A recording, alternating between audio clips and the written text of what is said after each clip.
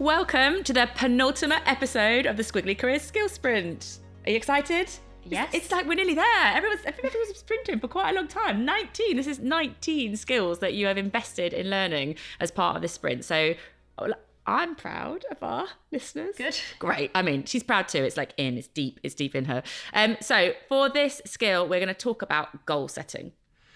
And I think goal setting can feel a bit intimidating. You know, when you think of goals, you feel like there should be these massive achievements that we should all be aiming for. But I think if you don't have goals, the risk is, you can kind of be a bit aimless and perhaps maybe spreading your attention across too many things. There's always lots of demands on our days. We're always very busy. And I think when you don't have goals, often the signal that it's not working is, you get to an end of a week or often maybe an end of a quarter or a year, and you don't really feel like you've moved forward in a way that you feel proud of. So you've sort of not made the progress that you were hoping to make. Maybe you've made progress that was important to other people, but then have I actually moved on something that makes a difference to me, that feels kind of meaningful for me?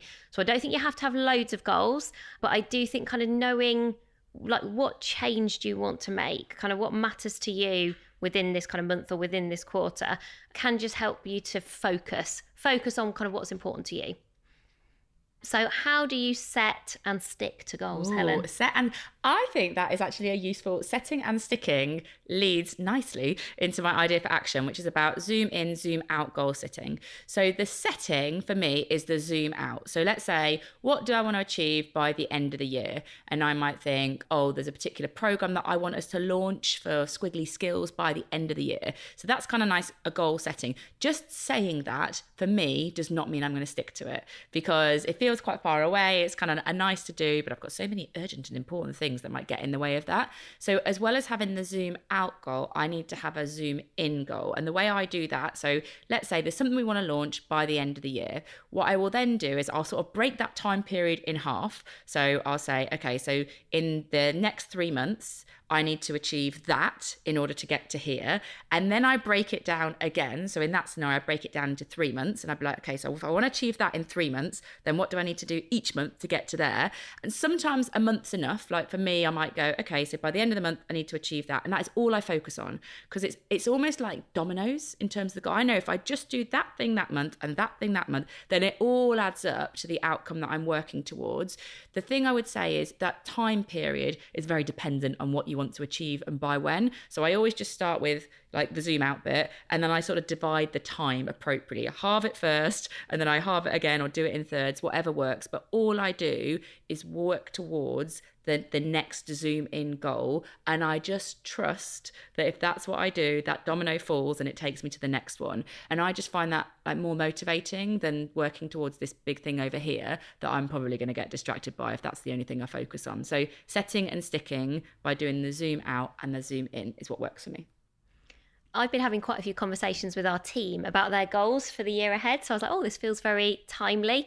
And one of the prompts that I keep coming back to is making sure that goals don't exist in a vacuum, that you are clear about the from and to. Because I think there is pretty much always a from and to when you're thinking about a goal. Because the from could be, I know nothing about AI.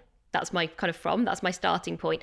To, I want to make sure I'm experimenting every week with a new way of adding AI into what I do at work. And I'm like, that is a really clear from and to goal. And I think if you don't have that, you perhaps miss out on the milestones of progress along the way. So your kind of zoom in point, but also you perhaps just don't have the clarity on how will I know when I've met that goal?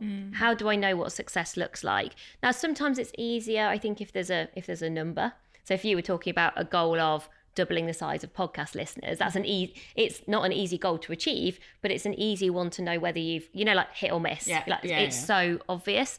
And I do think quite a lot of our work now, people won't always have that number to anchor on. But I think challenging yourself to be like, well, where am I today? And where do I want to be? And that really important point of how will I know if I've reached the goal? And how do I make sure that I keep measuring that and keep coming back to it? So is that through a conversation that I'm having with my manager? Once a month, do I review in a one-to-one with my manager my goals for the quarter and the progress that I'm making? And I guess the way that we often do that together is we use our Wim Watch. Yeah. Helen and I have our quarterly Wim Watch, which essentially is our goals, a sort of zoomed in goal setting, which is always connected to our zoomed out goals. That's our way of doing kind of zoomed in. And every probably 2 or 3 weeks, even just, we often don't even talk to each other about it, but it's just like online using Teams. We're going, right, okay, so what's the progress we've made? Kind of where are we? But all of those goals, I think, have that kind of from to kind of sensibility behind them. And it's just a technique that I always find useful. And if I can't answer it, I find that useful. So I'm like, oh, I don't really know where I'm starting from, or I don't really know where I'm trying to get to. Chances are, if you are too abstract, you are never going to get to the goal. And our recommended expert here is Kath Bishop. So Kath wrote a brilliant book called The Long Win, which actually she's just updated with an extra chapter and some new insights. So it's worth checking out. She's been on our podcast before, so she is so curious. She's such a learn-it-all. And one of the things that she talks about is the importance of setting learning goals, which obviously we love. And I think often when we have goals related to our day jobs, because we either have to, and they are useful, but I do always ask people in workshops, what's one learning goal you've got for this year? And often I get silence/tumbleweed. And I'm a bit like, oh, just have one learning goal. You don't need to have loads of goals. But I'm often inspired by her work because she does encourage us to sort of think beyond the moment and particularly to zoom out. I think a lot of us are better at the zoomed in because that's the sort of the pressures and what's coming our way in the moment. And she will really challenge you to kind of think a bit bigger. So that is the end of Skill 19. There is one more to go. It is on storytelling, and that means your Squiggly Sprint badge for completing the sprint is in sight. So make sure you come back for that final episode.